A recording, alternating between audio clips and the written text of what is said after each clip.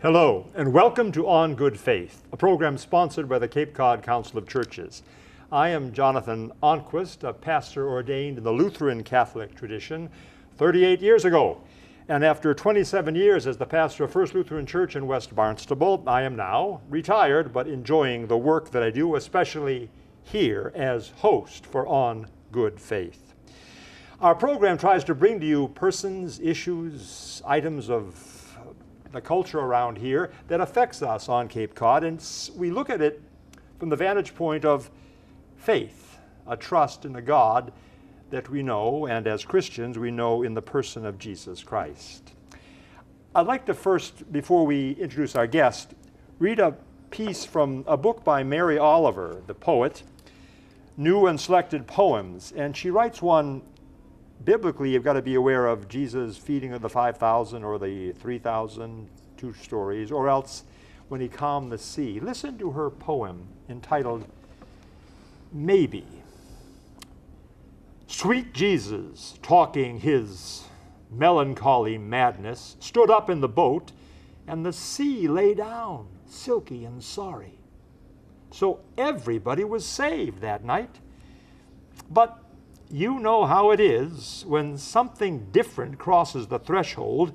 The uncles mutter together, the women walk away, the young brother begins to sharpen his knife. Nobody knows what the soul is. It comes and goes like the wind over the water. Sometimes for days you don't even think of it. Maybe after the sermon, after the multitude was fed, 1 or 2 of them felt the soul slip forth like a tremor of pure sunlight before exhaustion that wants to swallow everything gripped their bones and left them miserable and sleepy, as they are now, forgetting how the wind tore at the sails before he rose and talked to it, tender, luminous, and demanding as he always was, 1,000 times more frightening than the killer sea. Jesus, 1,000 times more frightening than the killer sea. It's hard to imagine what that poet was trying to say there, but I believe she's making a very powerful point about Jesus calls us to love one another, everyone.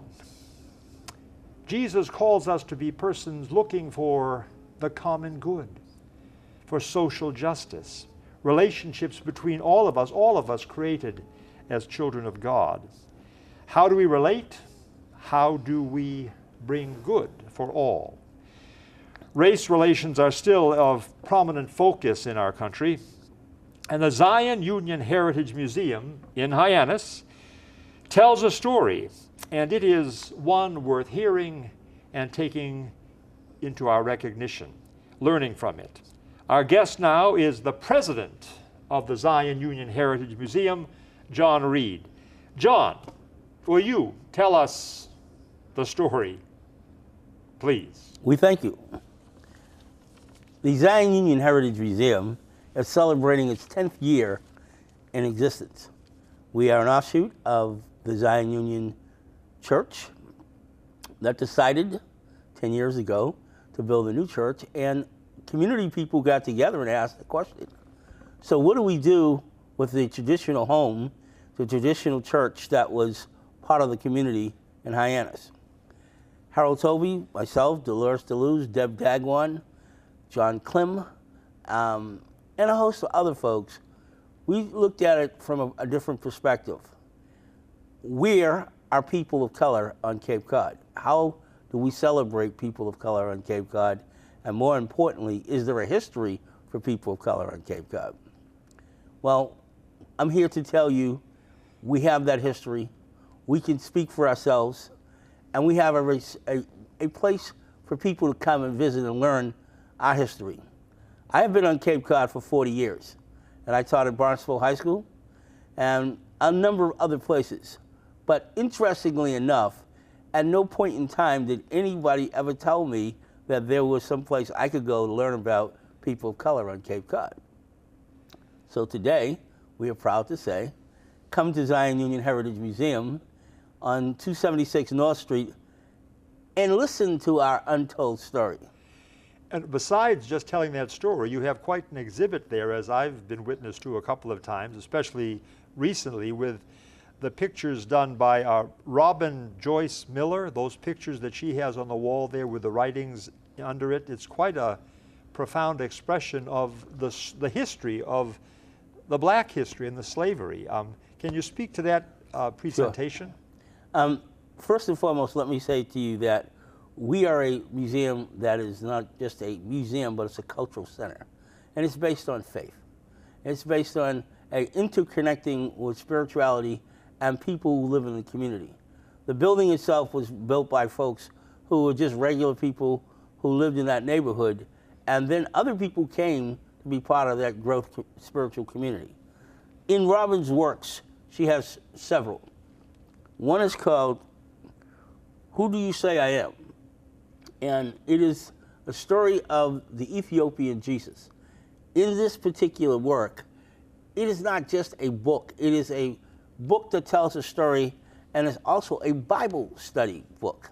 So in terms of the focus, her work is original, her work is strictly her own, but she has passages under each of the pictures in it that asks a question about faith, that talks about the struggle between good and evil, but more importantly, between the existence and transparency of time, from slavery to the presidency, is what she calls her work. It's called that piece that she showed me the other day when I was with you at the museum travels that whole journey with pictures and with some words, and it says, what is the phrase that continues? That they continued to... And they continued to have faith as they persevered the storm. Yes, as they continue to have faith. It's quite a profound expression of faith and the story of the black culture in our country. That's correct. And especially on the Cape. In another venue, we have our own documentary called Journeys into the Light, and it is the story of people of color on Cape Cod. This particular one was done with Janet Murphy Robertson, and myself over 3 years. It starts off with the native people before the Pilgrims and other Europeans, and it comes right in the present time. And I'm very proud to say that the 69-minute DVD documentary tells a very vivid story about growth, vitality, and spirituality of people of color at Cape Cod. Telling the story is the important thing that you're about, I know, John. But now, what is the mission statement? Is there a mission statement for the museum itself, and what is it, and how is it being met by you and your staff? The board of directors and the original founders, the mission statement was, we wanted to create an environment that people could come in of all races, colors, creeds, and learn about the ancestry of African Americans, Native Americans, and Cape Verdean people who lived in Cape Cod. Today we add to that list Caribbean people, people from Brazil, and other folks who are part of the diaspora that is currently here. We don't always hear of the backgrounds of people here because traditionally people looked at Cape Cod as a vacation place. Yeah. I'm on vacation, so what did I know about people of color there? When I grew up in the 60s, in everybody's living room, there were 3 pictures usually. Jesus Christ, Martin Luther King, and JFK. Now, this is the region that JFK lived in during the summer, but the Kennedy legacy versus everybody else seemed to drown out other communities. Yeah. And, you know, when you say, well, who worked for the Kennedys? People of color worked for the Kennedys. People of color did other things here, too. There was slavery on Cape Cod. Nobody talks about that. Yeah. There was a great abolitionist awakening here that had keynote speakers and very important sea captains who brought not only people here via their ships, but also went out of their way to talk about the horrors of American slavery, particularly where African Americans are concerned. And there was an underground railroad issue here on the Cape too. Absolutely. In Sandwich, I think. A lot of places in 6A. Yeah. It became something of a unique part of history that people don't talk about too much. There are fireplaces and where rooms behind the fireplace. Initially, it was said that was to protect residents from native people who might attack. Then it became pirates who might attack. Then it became the War of 1812 where the British might attack. Then, after all of that, we know for a fact that different folks of color came this way, including Frederick Douglass, who spoke on Cape Cod as one of the first places that William Lloyd Garrison brought him. No one talks about the role of the Congregational Church here, or Dennis Union Church. And more importantly, William Lloyd Garrison's summer house was in Osterville.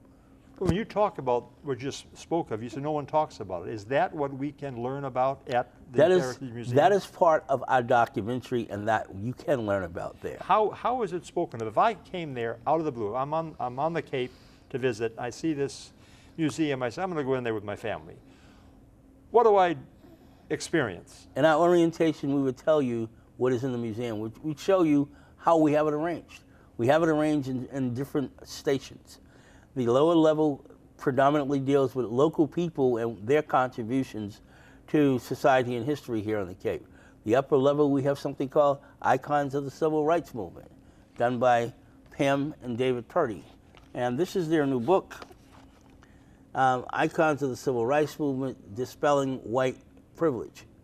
This particular book has 36 different icons in it that tells the history of the Civil Rights Movement.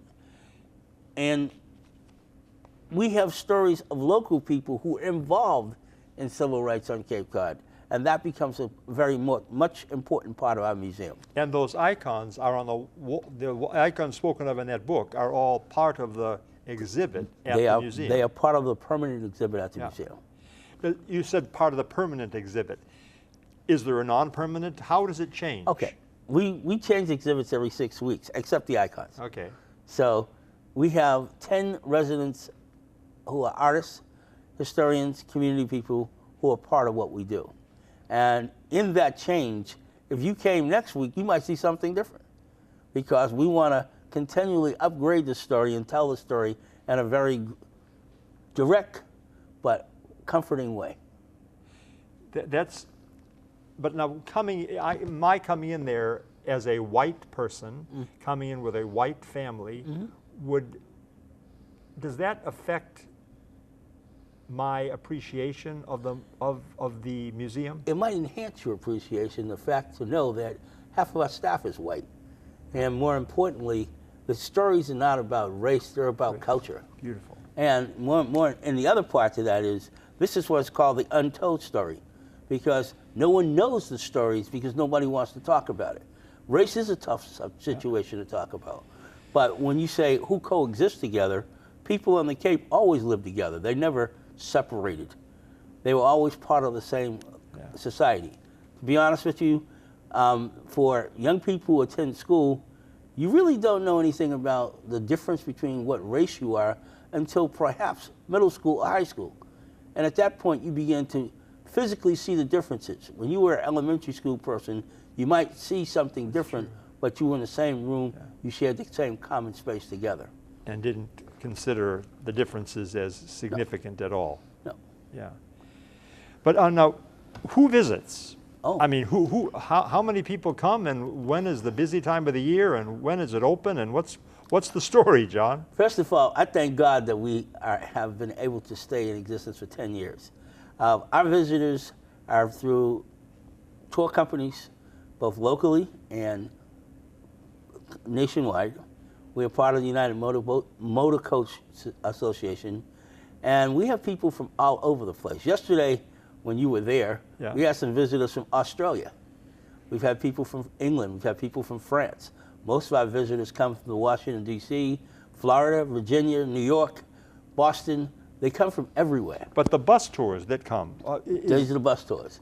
So far, we have been lucky and blessed to have 27 bus tours booked with 50 people per bus. And that helps us maintain our ability to stay open because we're not part of a subsidized agency. We do not get government funds. We work for everything we get, and we're all volunteers. You're all volunteers. But we do accept donations. How many, what is the staff? You and who? Me and 8 other people. 8 other people. And we alternate. I'm there on a regular basis, and they come in when I need them. Yeah. And you are the director, the president. You try to tell when they should be where they should be. We schedule, we decide, we have a board of directors meeting, and collectively we make decisions for the museum. Now, we talked about years in existence. 10. 10 years. And was that's wonderful.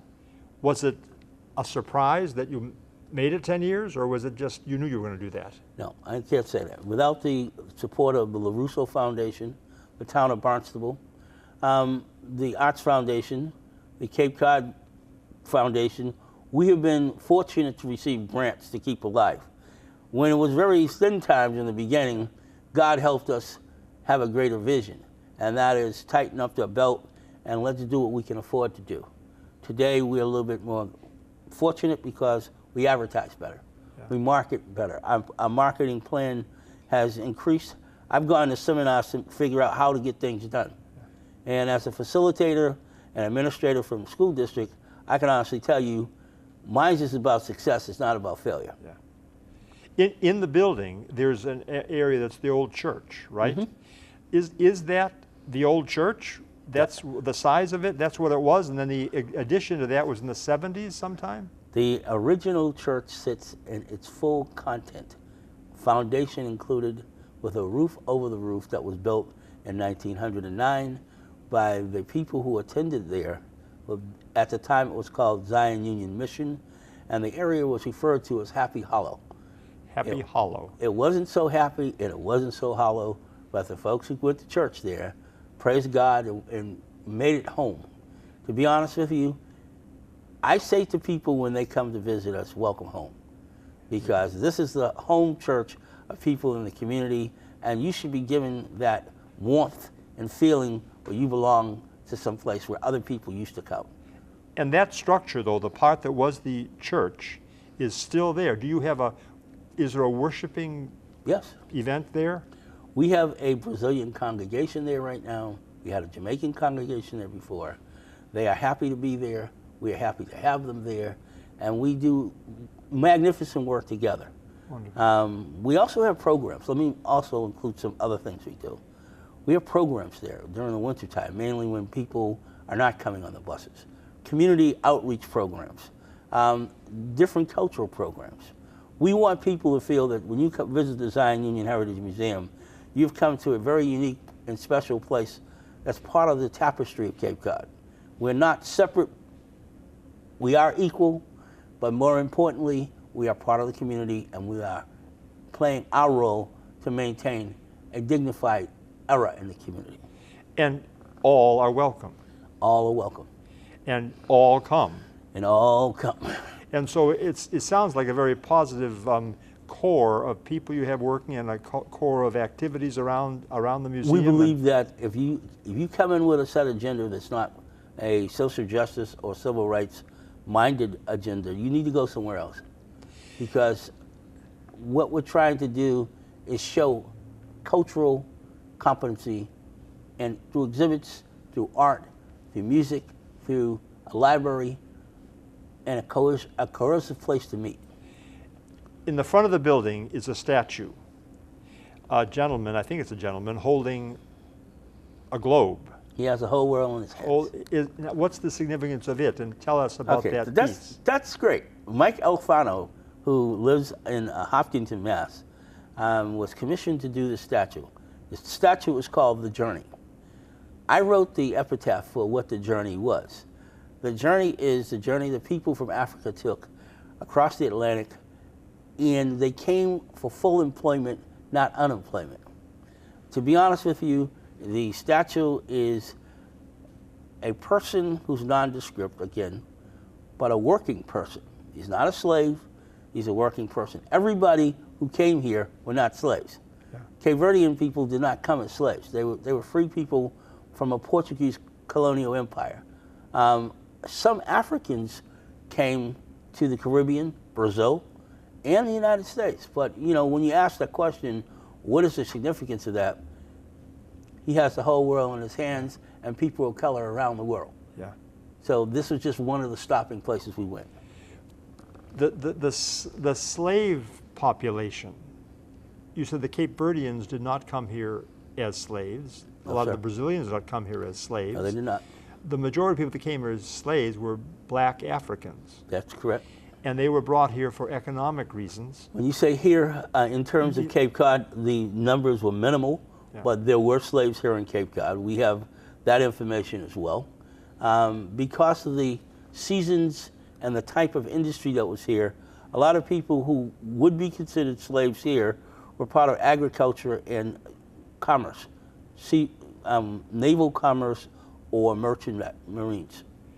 And from that history of the black history on Cape Cod, there were several, or at least two, black gentlemen who were captains of whaling vessels and Captain the like. Boston from Nantucket, Yeah. and Paul Cuffey from the New Bedford area. Not only were they masters of their own ships, but they were part of the whaling industry. Cuffey ships actually took people back to Africa under the commission of James Monroe, and Liberia was founded. Explain that again. Historically, what? Historically, in 1808, the African Importation Act was decided that no more Africans could be brought into the United States. When James Monroe became president, there was a concept about what do we do with free Africans or black people in the United States, particularly in the South. They were fearful of a Nat Turner rebellion or a Democracy rebellion, so a scheme was developed that maybe we should repatriate people back to Africa. And the area that was looked upon was in Liberia, and they called it Freetown. The capital of Liberia is called Monrovia, after James Monroe. But the persons who took freedmen back to Africa were ships owned by Paul Cuffey, a shipmaster out of Westport, Massachusetts. Cuffey owned 5 ships. And he was a black man. And he was a black man.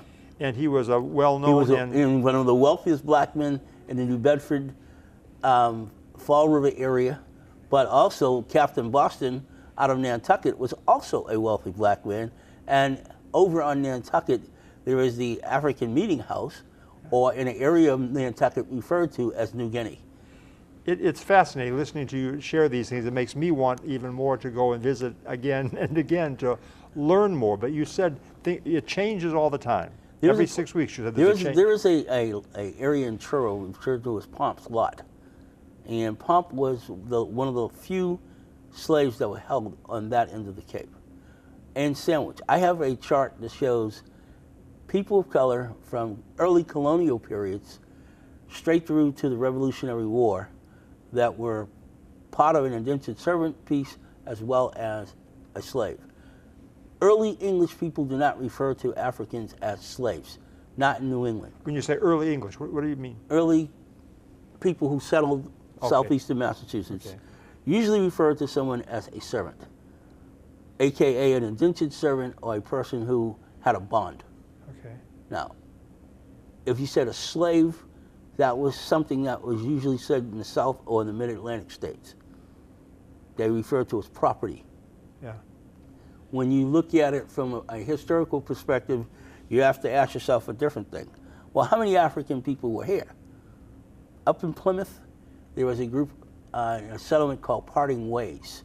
Today, it is in Kingston, Massachusetts, on Route 53. This was a small community of 8 men who served for the Massachusetts Colonial Militia during the Revolutionary War. And they were black men. And they were black men. John Hancock manumitted everybody, and John Adams outlawed slavery in Massachusetts. Fabulous, the story that you can tell, John. I really, I hope people can listen to our program and have a feeling of wanting to come and see what you have at the Zion Union Heritage Museum. It sounds filled with history. People would love to come there and learn.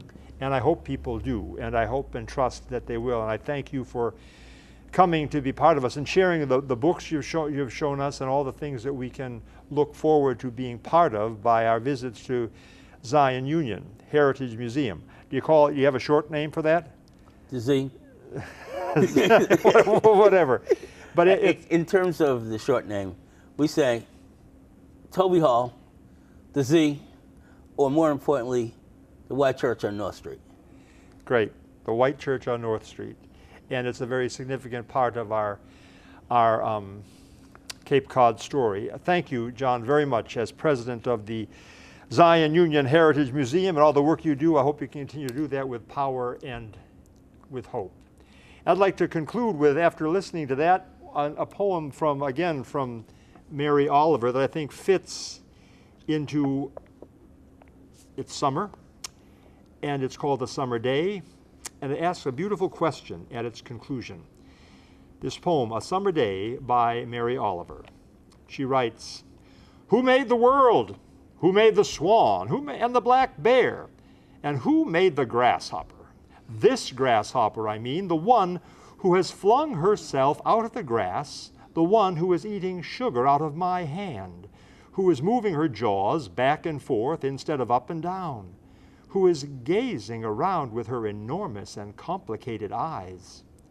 Now she lifts her pale forearms and thoroughly washes her face. Now she snaps her wings open and floats away. I don't know exactly what a prayer is. I do know how to pay attention, how to fall down into the grass, how to kneel down in the grass, how to be idle and blessed, how to stroll through the fields, which is what I've been doing all day long. Tell me, what else should I do? Doesn't everything die at last, and too soon? Tell me, what is it you plan to do with your one wild and precious life?" What a question. What do you plan to do with your wild and precious life? I hope you can take part of the Zion Union Heritage Museum and see what many people have done with their wild and precious life. May you do something special too. See you again on Good Faith. Peace to you.